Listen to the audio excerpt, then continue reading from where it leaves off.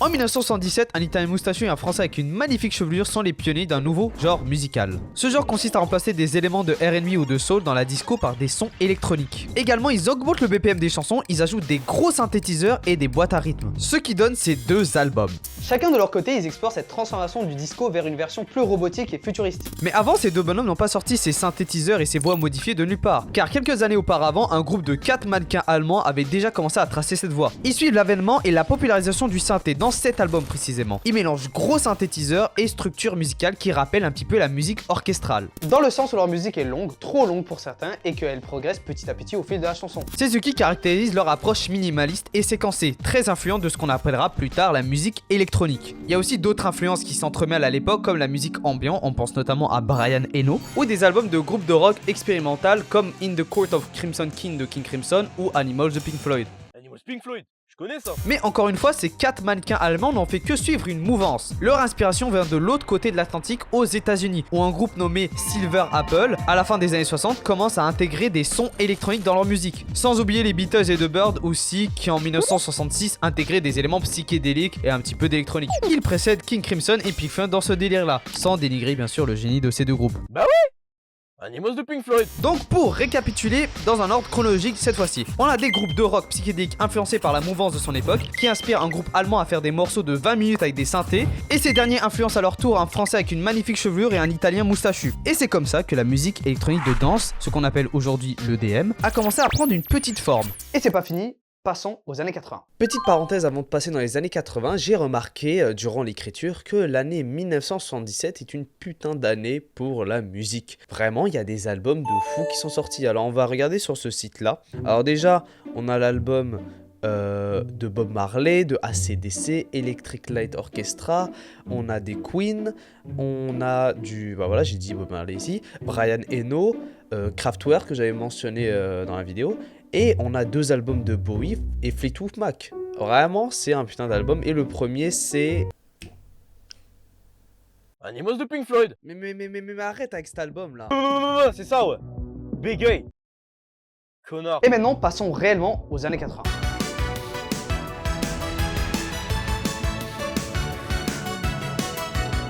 Donc au début de cette décennie, c'est le prime du synthé.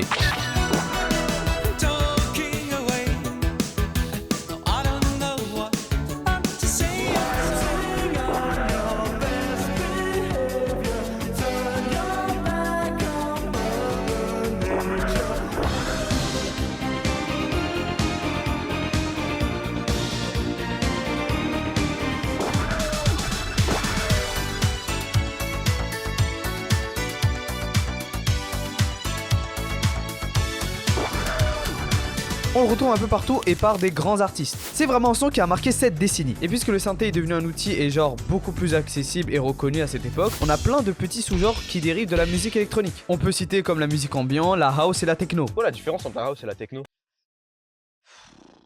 Alors la house et la techno sont 2 sous-genres de la musique électronique et j'avoue puisque la terminologie a un peu changé et qu'il y a beaucoup eu de mélange entre les deux, ça fait que c'est un peu difficile à les discerner. Premièrement, leur lieu de naissance diffère. La house est née à Chicago alors que la techno c'est plutôt vers Détroit. Deuxièmement, leur influence aussi. La house vient des origines disco et funk, dans la continuité de ce que faisaient Giorgio et Ceron dans les années 70, ce qui donne des sonorités plus chaleureuses, dansantes, sensuelles, alors que la techno est plus minimale, froide et industrielle. Elle reflète l'ambiance de Détroit de cette époque, avec un son mécanique et rigide. Voici quelques exemples.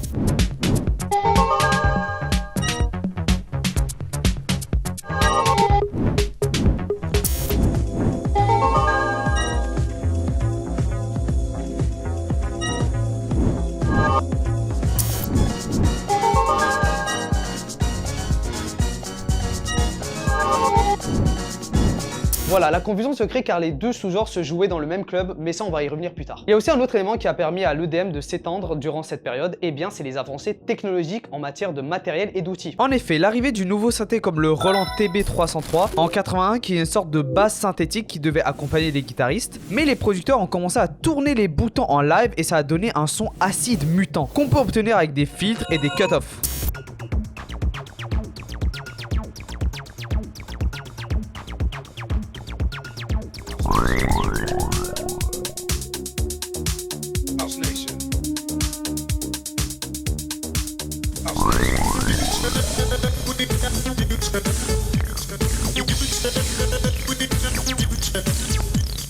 Il y a également le Classico Yamaha TX7 en 83 qui est le premier synthé numérique grand public et qui a pas mal de presets à disposition. Ces presets sont pas mal tous dans la machine en format synthèse FM. Cela offre un son assez cristallin et métallique. Et ce synthé nous a donné pas mal de belles choses, à vous de juger.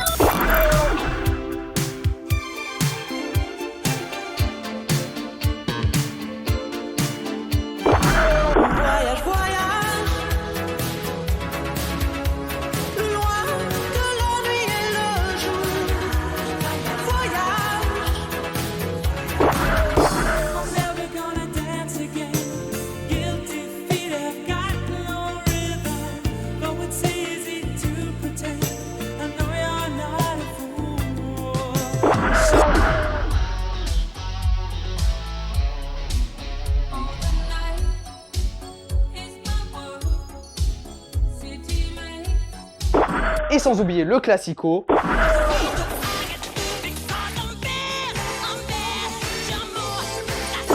Il y a encore plein d'autres synthés comme le Fairlight CMI et l'Akai S900 qui sont super importants dans le sampling. On a aussi la boîte à rythme comme le Roland TR-808 et la suite avec le 909. En gros, ce sont des claviers qui ont en plus des rythmes de batterie, ce qui était pas mal le cas avant. Et cette TR-808 est aussi un grand classique de cette époque. Bref, plein de nouveaux matériels qui ont contribué à la musique électronique et même au-delà à cette époque. Je voulais pendant l'écriture de cette vidéo acheter un synthé et je suis allé voir les prix.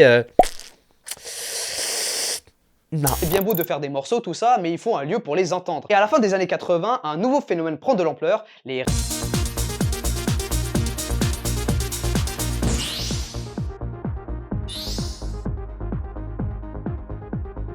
Les lieux où se joue la musique sont cruciaux car c'est là que le public et même les futurs artistes découvrent cette musique. Dans les années 70, c'était la discothèque avec Chic, Donna Summer, les Jackson, etc. Mais aussi les block parties où ça jouait du funkadelic ou du Africa Bambata. Par la suite, dans les années 80, on a surtout des clubs à Chicago, à Détroit et en dehors des États-Unis, Ibiza devient un lieu emblématique pour la musique électronique. Cela entraîne petit à petit vers la fin des années 80 à la culture rave naissante en Europe. Au début des années 90, au Royaume-Uni et en Allemagne, ça se la donne à fond à la musique électronique underground, dans les raves. C'est quoi les rave parties finalement? Parce que je parle, mais c'est quoi le concept? Ce sont des événements organisés dans des lieux pas forcément adéquats pour jouer de la musique, on va dire, comme des entrepôts désaffectés, des usines abandonnées. Et de manière générale, cela est très limite dans la légalité. Cependant, cela n'empêche pas d'avoir un immense succès auprès des amateurs de ce genre. On y retrouve un peu de drogue, un peu d'alcool, un peu de sexe, un joli cocktail hédoniste. J'adore. Les DJ et les artistes dans les raves jouent pas mal des différents types d'électronique comme la house, la techno, mais aussi d'autres sous-genres qui sont ajoutés depuis, comme la trance, la dubstep. Et mon préféré, le drum and bass. C'est ridicule. Après les rave parties, ou plutôt le terme rave existe depuis bien avant tout cela, même les années 50, et le terme a évolué depuis. Bref, il y a plein d'artistes et des DJ qui ont fait leurs preuves grâce au succès des raves à l'international. Et il y a surtout quelques morceaux que vous connaissez déjà.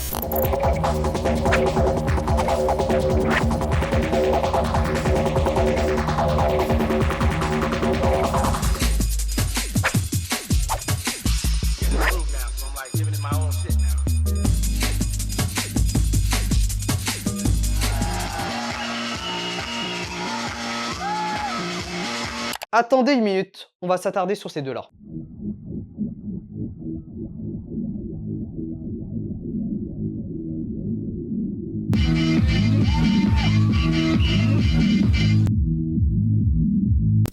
En 1992, Thomas Bangalter, Guy Manuel de Omen Crypto et Laurent Brokowitz fondent un groupe de rock qui s'appelle Darling. Ils sortent 2 morceaux avec un label britannique. Les 2 morceaux marchent de fou et se font connaître à l'international. Pas du tout, ils ont bidé de fou. Un an plus tard, Thomas et Guy créent un autre groupe du nom de Daft Punk.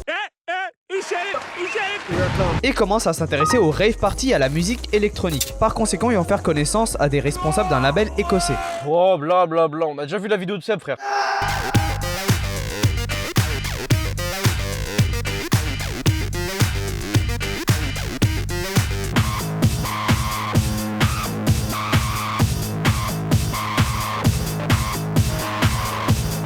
Cette fois-ci, les morceaux marchent plutôt bien. Ça tourne en club et tout, c'est cool. Ils font des premières parties de concert, ça se passe plutôt bien pour eux. 2 ans plus tard, ils décident de sortir leur premier album, Homework. Ce label, ils sortent en 95 2 morceaux. Et ça pète. Mais attention, ça pète pas comme le pet de ta meuf subtil quand tu regardais une série ensemble. Non, ça là, c'est un gros pet, ça va être d'une vache là, énorme dans une ferme. Succès retentissant, 2 millions d'exemplaires dans 35 pays en 2 mois.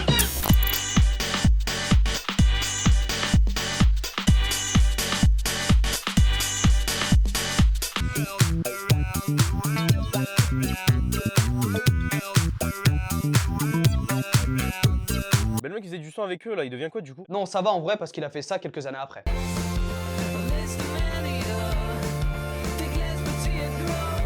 Avec toute cette popularité, ils font une tournée. Et c'est du n'importe quoi cette tournée. Les concerts durent parfois 5 heures dans l'esprit des rave parties finalement, mais plus grand et plus fou. Et cette fois-ci, dans la légalité.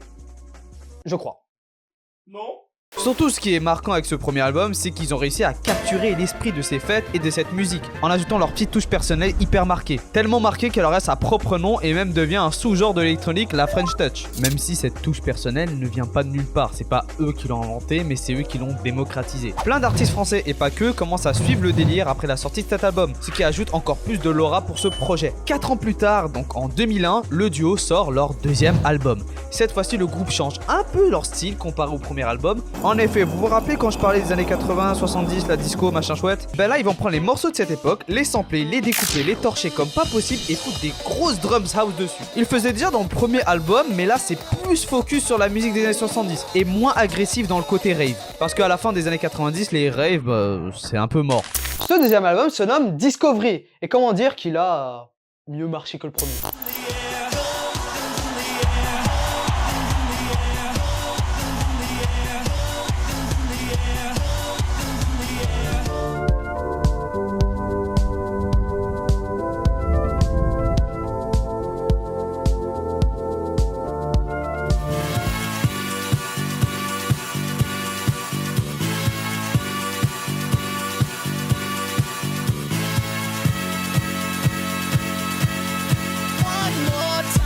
Bon, est-ce que j'ai vraiment besoin d'expliquer le succès de cet album car on connaît tous au moins une chanson dedans? Et en plus c'est à ce moment là que le délire robot, casque et tout fait son apparition. Cependant le truc que je pense que peu de gens savent sur la sortie de cet album est qu'il est accompagné d'un film d'animation japonais qui se nomme Interstellar 5505. Réalisé au Japon par Kazuhisa Takenouchi qui a travaillé sur DB et DBZ en tant que storyboarder, et également Matsumoto Lichi qui est le créateur d'Albator. Le film est en gros un clip vidéo de tout l'album. Il est sympa, le concept est cool et je pense qu'il est disponible entièrement sur YouTube. Cela n'est pas la première fois que Daft Punk s'essaye dans le milieu du cinéma. En effet, Thomas Bangalter a déjà travaillé avec Gaspard Noé pour réaliser l'une de ses bandes-son pour le film Irréversible sorti en 2002. Du moins, ils sont attirés par ce milieu, du moins Thomas nous le montre plus. Le film Interstellar 5550. Interstellar est le premier essai, cependant ils sont pas arrêtés là. Nous arrivons enfin au film que je veux aborder, le premier film entièrement produit et réalisé par les Daft Punk pour accompagner leur troisième album. Et ce film, c'est Electrova.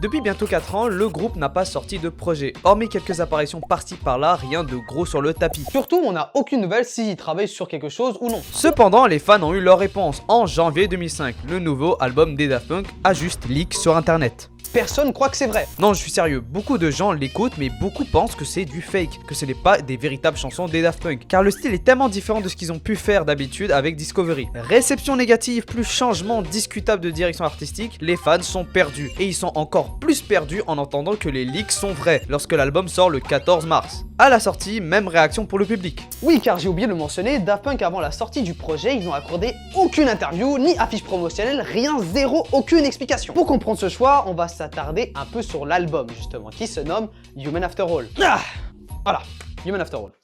Bien, c'est bien. J'aime bien. Il y a des idées, hein, il y a des concepts dans cette nouvelle vidéo de Karma's Lost. Alors avant de s'attaquer sur l'album, je voudrais juste préciser que mes analyses, mes points de vue, mes interprétations sur le projet et sur le film sont que mes interprétations, ce n'est pas des vérités absolues. C'est ce que j'estime le plus cohérent et le plus logique de ce qu'ils auraient pu faire Daft Punk pour l'album et le film, tout simplement. Bref, reprenons. L'album commence avec son titre éponyme Human After All, et on sent direct que l'ambiance Discovery est partie.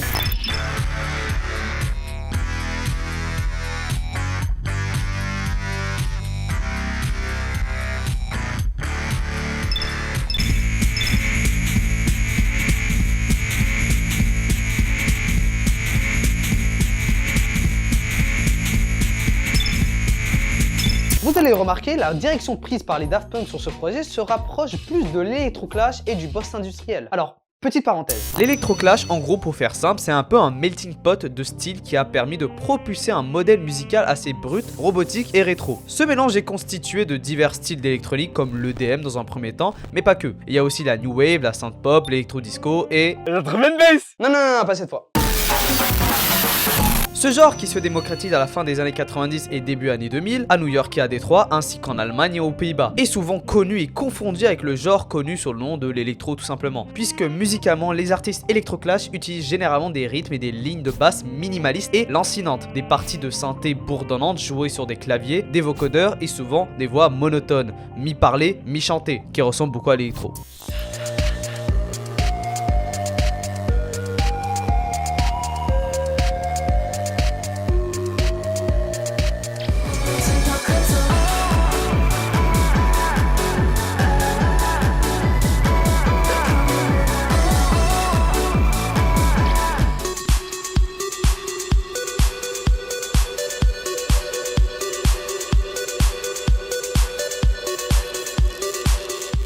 Pour la musique post-industrielle, elle recouvre des styles et des genres qui ont été influencés par la musique industrielle logiquement. Mais la différence est qu'elle a une nature bruyante et un peu sale, on va dire. Ce style peut s'étendre sur d'autres genres musicaux comme le rock industriel, le rap industriel et le power noise. Ici, ils reprennent généralement une esthétique bresson et mécanique des débuts de la musique industrielle et la combinent avec des genres plus accessibles tels que le rock et justement l'électronique.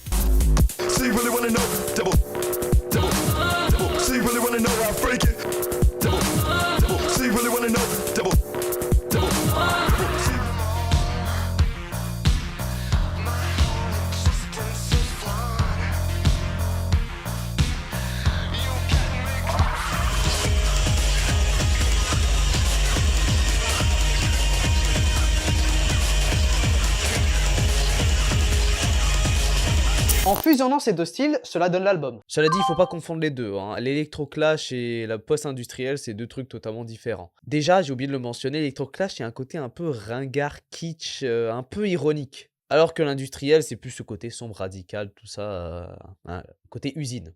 Daft Punk ne reproduit pas explicitement directement. Disons qu'ils le réinterprètent de leur manière plus French touch, comme des influences indirectes. Ce qui frappe immédiatement Human After All, c'est que c'est pas juste un album de musique électronique, mais un délire complet où l'esthétique musicale représente parfaitement le message qu'ils veulent transmettre. En d'autres termes, un album concept. Contrairement à Discovery qui joue avec des sonorités plus mélodiques, plus accessibles on va dire, ici tout est froid, brut et mécanique. On a l'impression que l'album ne cherche pas à séduire l'auditeur, mais à le placer dans une ambiance austère très particulière. C'est un projet qui peut pas être séparé de son propos qu'on va essayer de déceler ensemble. À travers ces morceaux, Human After All développe une critique du pouvoir des médias, des nouvelles technologies et de la télévision sur la population. Comme quoi ces outils nous desservent dans notre vie quotidienne d'humain. La répétition incessante des phrases, les voix robotiques et les boucles sonores oppressantes évoquent un univers où les individus ne pensent plus par eux-mêmes mais sont conditionnés, formatés, presque transformés comme des machines. Television Rule of a Nation est un parfait exemple. La télévision ne se contente pas d'influencer, elle règne. On retrouve ici un parallèle évident avec des œuvres dystopiques comme 1984 où l'information est un outil de contrôle et où l'individu finit par ne plus distinguer sa propre pensée de ce qui lui a été dicté.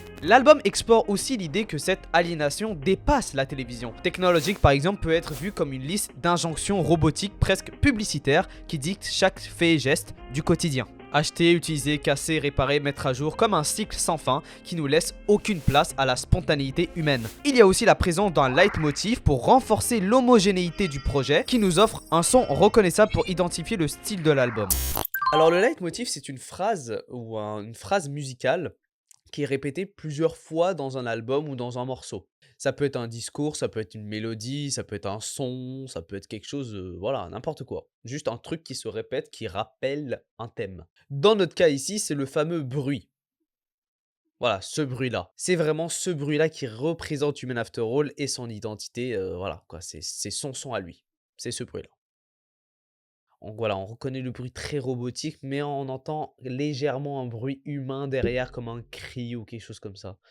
Voilà. Derrière ces critiques, l'album pose une question essentielle. Qu'est-ce qui reste de l'humanité dans un monde dystopique où tout est mécanique et calculé? Le titre éponyme est une déclaration ambiguë là-dessus. Sommes-nous encore humains après tout, malgré la technologie qui nous encadre? Ou bien sommes-nous devenus des robots à force de nous soumettre au rythme qu'on nous impose? Cette opposition se démarque dans la musique elle-même. Des morceaux comme Steam Machine, The Brainwasher sont construits comme des boucles assez infernales et malsaines, où l'auditeur a l'impression d'être broyé dans un engrenage sonore dont il se sent captif. Cependant, quelques morceaux laissent entrevoir une forme d'humanité résistante, comme Make Love par exemple, tranche radicalement avec le reste de l'album, par sa douceur et sa simplicité. On a l'impression que Daft Punk ici nous rappelle c'est quoi un être humain, avoir des émotions. Mais le morceau est si simple et si nostalgique en même temps, comme si cela est déjà lointain, derrière nous, comme si l'humanité était sur le point de disparaître totalement. Également le dernier morceau Emotion qui peut être perçu comme un dernier écho du monde où les sentiments existent encore. Il sonne malgré cela assez froid. L'émotion elle-même est comme réduite à une simple répétition mécanique. Un autre point intéressant qui se trouve dans le morceau Prime Time of Your Life, c'est l'idée qu'on nous vend toujours l'illusion du beau moment, entre guillemets, pour chaque chose. Il faudrait toujours attendre le beau moment, tout calculer, tout optimiser. Alors qu'en réalité, la vie humaine ne fonctionne pas ainsi. Tout n'est pas algorithmique. Tout n'est peut-être pas tout calculé et planifié. Et c'est précisément ce qui fait que l'humanité est vivante. Selon moi. La montée progressive du morceau, qui accélère jusqu'à devenir une boucle inaudible et étouffante, incarne une sorte de métaphore de cette pression constante qu'on nous impose. Toujours viser l'instant parfait, toujours être au bon moment, au bon endroit jusqu'à l'explosion. Musicalement, Human After All peut être vu comme un album post-industriel comme on l'a dit, par son esthétique brute et répétitive, mais aussi et surtout par son propos. Il évoque un monde où l'homme n'est plus qu'un rouage dans une grande machine, où chaque action est contrôlée, planifiée, réduite à une fonction. Le son de l'album est froid, métallique, saturé, comme s'il avait été fabriqué dans une usine. Ils ont composé tout en 2 semaines. Oui, 2 semaines. Il y a aussi, sans oublier les clips qui rajoutent un propos et un esthétique sur l'album. Attardons-nous un peu là-dessus. Non, je déconne! Ouais, gros, on parle du film, non? On va faire un léger résumé pour se rappeler un peu, très court, vous inquiétez pas. Le film commence au beau milieu du sud-ouest des États-Unis pour voir ensuite une magnifique Ferrari 412 de 1987. Et oui, je suis allé chercher, avec une plaque affichant humain. Voilà quoi. Ensuite nous voyons le duo entrer dans la voiture et arriver dans une ville du comté de Mandela. Non, c'est pas du tout là, rien à voir. On découvre que les habitants de la ville sont tous des robots identiques avec nos deux personnages principaux. Genre ils ont la même gueule, mais à des âges différents, habits et de sexes différents. Les deux hommes se rendent dans un bâtiment où l'intérieur est dans un blanc immaculé. En gros, cet endroit, c'est un centre où ils font de la chirurgie esthétique et ils vont se relooker un peu. Ils vont tout simplement se modeler un nouveau visage, un visage d'humain. Lorsque les deux robots sortent du centre, les habitants de la ville sont choqués, et je dirais même abasourdis par leur apparence humaine. Les résidents de la ville commencent progressivement à chasser le duo, dont le visage finisse par fondre à cause du soleil. Les deux robots se cachent un moment dans les toilettes publiques où le duo jette finalement leur masque, qui a déjà été pas mal fondu. Ensuite les deux personnages ils s'en vont du village jusqu'à marcher, errer dans le long désert de la Californie ou du Nevada. Après avoir marché pendant une très longue période, l'un du duo, celui argenté, ralentit et s'arrête. Le second se rapproche de lui et...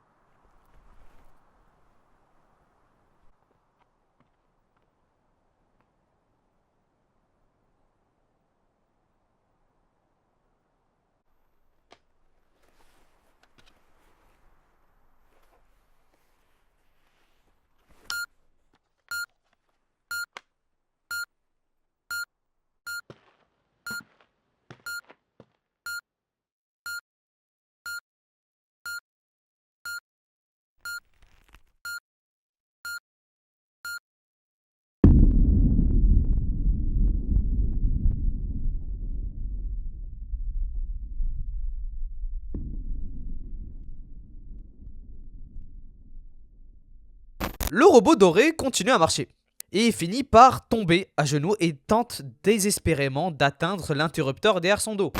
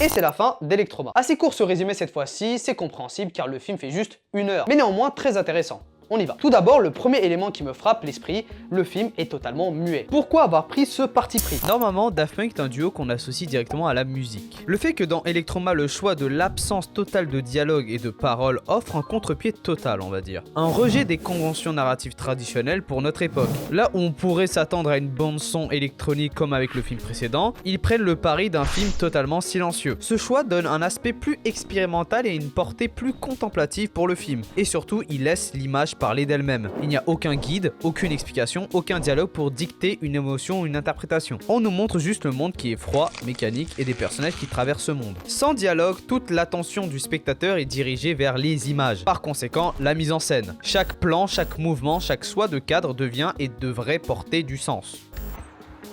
Il n'y a pas besoin de mots pour comprendre la solitude des deux robots, leur quête d'identité et leur rejet par la société. On va revenir sur ce point-là. Ce n'est certes pas une caractéristique propre du film, mais au moins ils arrivent à faire cela dans cette histoire. Le silence ici ne sert juste pas à styliser le film, mais il a surtout une portée dans le propos de celui-ci. Personne ne parle, il n'y a aucune interaction verbale comme on l'a dit, juste des silences, des regards, etc. Et surtout une indifférence totale avec le monde qui les entoure. Ce choix artistique accentue peut-être le sentiment d'isolement. Ils sont seuls, non seulement physiquement mais aussi dans leurs conditions. Ils veulent devenir humains mais ils ne peuvent pas s'exprimer. Ce refus du langage devient une sorte de métaphore de leur incapacité de devenir humains, comme une sorte d'aliénation. Ils ne peuvent pas évoluer. Comme je l'ai dit plus tôt, Electroma s'intègre dans une vague du cinéma contemplatif et légèrement expérimental. Ce genre de film joue sur le silence, sur les longs plans fixes et une narration très épurée laissant toute place à l'image et à les émotions. On peut comparer cela à le film Gabby de Gus Van Sant, genre littéralement. On suit deux personnages sans but errant dans le désert, enfermés dans leur solitude. On a aussi un petit peu de 2001 l'Odyssée de l'espace qui partage cette idée de communication absente.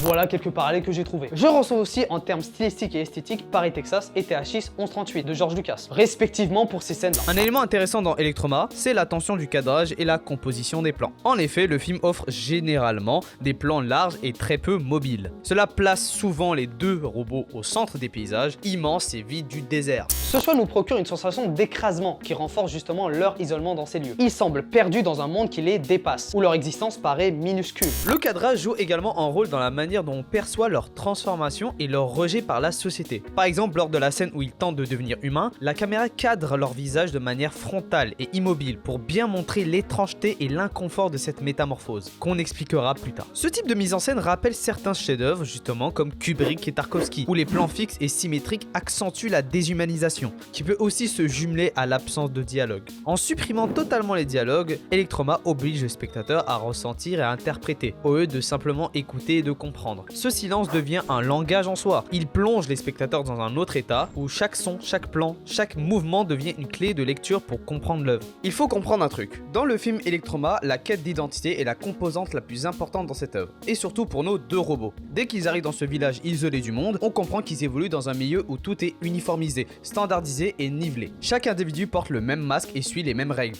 et aucune place à la différence notable. Pourtant, nos deux protagonistes, malgré le fait qu'ils sont identiques aux autres, ressentent un besoin, une pulsion profonde de changer. Leur tentative de devenir humain symbolise peut-être un désir de s'échapper de leurs conditions de robots, ce qui sous-entend que leurs conditions mécaniques leur plaisent absolument pas. Leur passage où ils s'appliquent des visages par-dessus leur masque est grotesque et à la fois tragique, on va dire. Ils cherchent à revêtir une apparence humaine, mais l'humanité ne peut pas se désigner que par une enveloppe corporelle composée de chair. Elle implique autre chose. Cette transformation superficielle ne leur apporte aucune véritable appartenance, aucun changement fondamental de leur essence. Et le mot essence n'est pas choisi au hasard, car oui, ils ne parviennent pas à devenir humains, car ils n'ont pas cette essence humaine, on dirait. Mais alors, c'est quoi cette essence humaine? Elle se définit par quoi? Et est-ce qu'elle est innée ou acquise? Alors, cette question a été répondue par de bons nombres de penseurs et de philosophes, alors on va survoler quelques-uns et voir celui qui colle le plus avec le film. Le premier qui me vient en tête, c'est René Descartes, avec son fameux « je pense donc je suis ». Dans le discours de la méthode en 1637, il explique que l'essence de l'être humain repose sur la raison.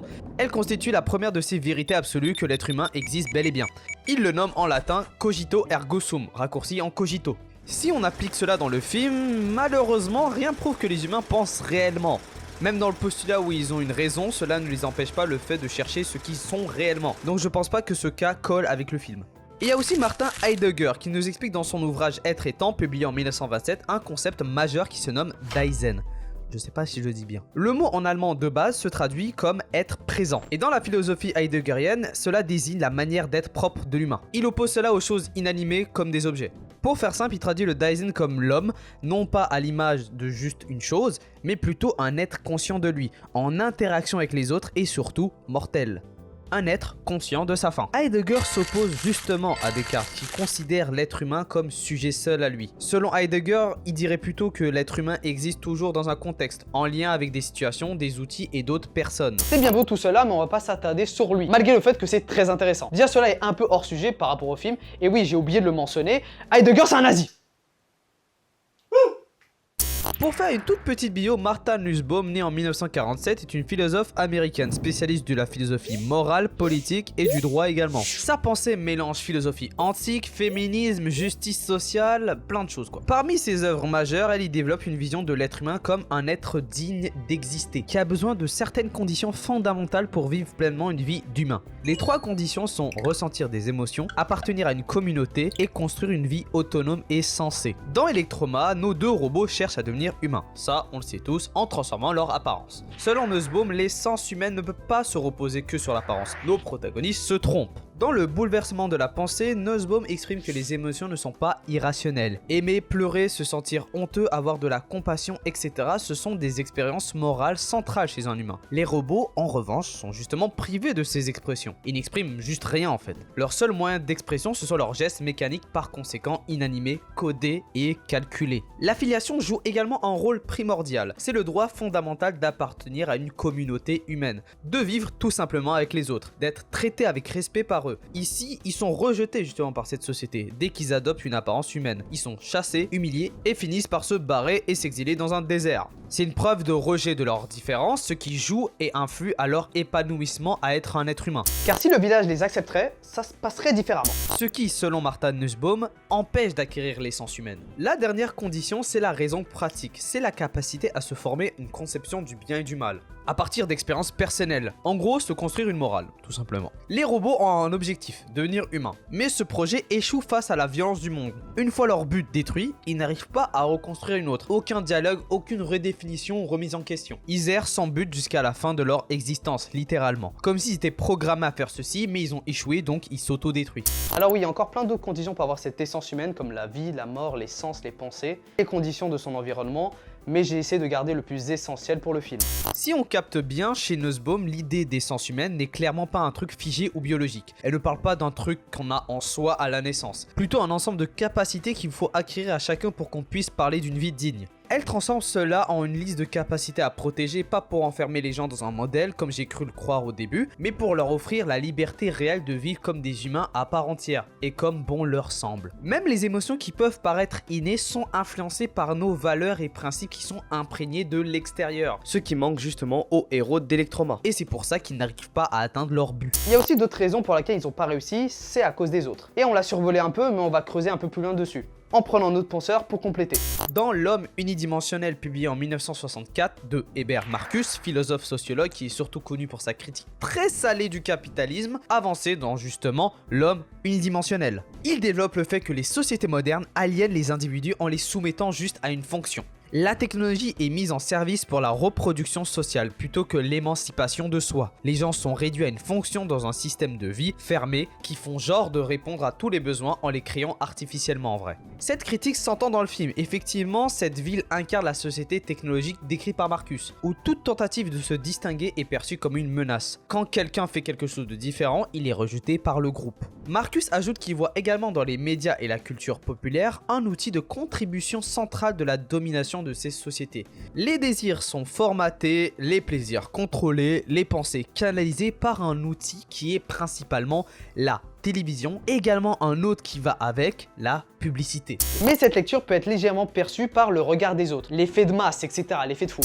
L'esthétique du film minimaliste, lente, silencieuse influe sur cette sensation d'un monde uniformisé, comme Marcus l'analyse dans les sociétés de consommation. Alors, après avoir analysé l'album et le film en long, en large et en travers, il y a une question qu'on n'a pas encore posée, elle est assez importante. Est-ce que le film, ou même par extension son album, est bon ou pas? Oui Et non. Je suis plutôt mitigé. J'aime bien les thématiques que le film aborde, le propos est intéressant, mais je trouve qu'il n'est pas vraiment bien appliqué. On ressent qu'ils ont eu plein d'idées pour le film, mais elles sont survolées et fait un peu à la va-vite. On a l'impression que le film pose plein de concepts, mais en fait, il n'en explicite pas tant. Il n'y a aucun dialogue, pas de discours direct. C'est peut-être justement au spectateur de se projeter ses propres idées. Le flou est volontaire, on va dire. Alors, tu sais qu'est-ce qu'on va rallonger?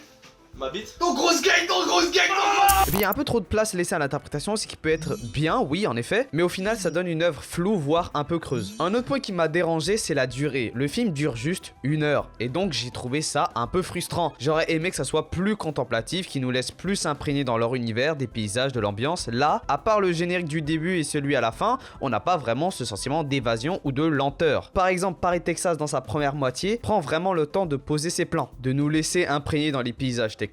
J'aurais aimé retrouver un peu ce sentiment là dans le film. Et niveau mise en scène, pareil, je trouve ça assez simple, voire un peu trop basique. Y a pas vraiment d'idée de plan marquant, pas de proposition originale sur le cadrage, ou la caméra du moins pas énormément, parce que ça aurait pu renforcer la portée du film. En revanche, j'ai beaucoup plus apprécié l'album que le film. Je trouve qu'au niveau esthétique et de proposition artistique, l'album est beaucoup plus abouti. Il y a quelque chose de plus cohérent et de plus marquant avec Human After All que dans Electroma. Il y a aussi quelques soucis comme je sais, le côté répétitif, moins complexe et moins abouti, mais ça donne une identité au projet. Electroma et Human After All ne sont pas des œuvres parfaites. Ils sont parfois bancals, trop abstraits, pas assez aboutis. Ils proposent beaucoup mais ne développent pas trop. Pourtant, c'est précisément dans cette imperfection que je trouve un certain charme. Le film, à travers leur esthétique froide et minimaliste, questionne la place des robots en quête d'humanité. Peut-on devenir humain sans émotion, sans communauté, sans liberté intérieure? Martha Nussbaum dirait non, Marcus aussi. Comme on l'a dit plus tôt, et peut-être que même les robots l'ont compris, mais trop tard. On ne saura jamais. C'est pour tout simplement faire un parallèle avec eux-mêmes et ce qu'ils vivent. Ce sont deux pièces importantes dans l'univers de Daft Punk, deux œuvres vraiment sincères dans sa tentative d'aller au bout de leur idée. Et ce que je trouve fort aussi, c'est ce paradoxe du fait que Daft Punk sont eux-mêmes des robots qui parlent d'humanité. Il y a de quoi d'intéressant à faire avec cela, que Seb, je trouve, a un peu survolé dans sa vidéo. Il y a une sorte de tension entre la forme robotique froide et le fond émotionnel que j'apprécie. En effet, c'est pas parfait, ça rate parfois, mais il y a une sincérité qui s'en en dégage derrière. Même si le film et l'album n'ont pas trop marché, ils ont retenté le coup avec un autre film en s'occupant de la soundtrack du film Tron de Disney. Ce qui a fait que l'album a eu un meilleur succès au fil des années. C'est la tournée Alive 2007 où le groupe a fait un mash-up des 3 albums et c'est tout bonnement légendaire.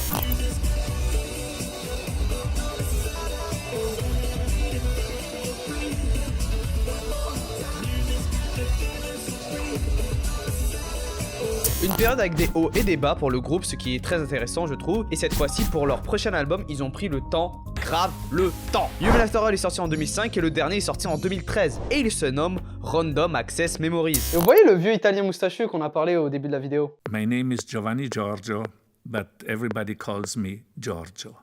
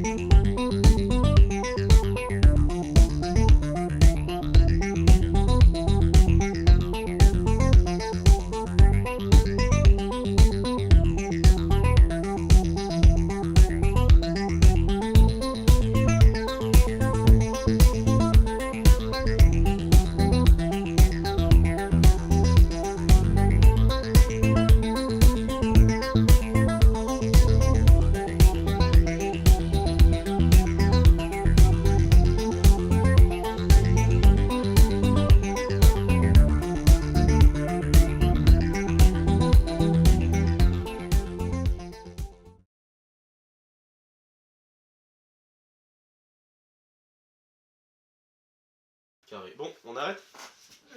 Attends 2 secondes. Oh putain! Il est chaud! C'est pas vrai, c'est un montage.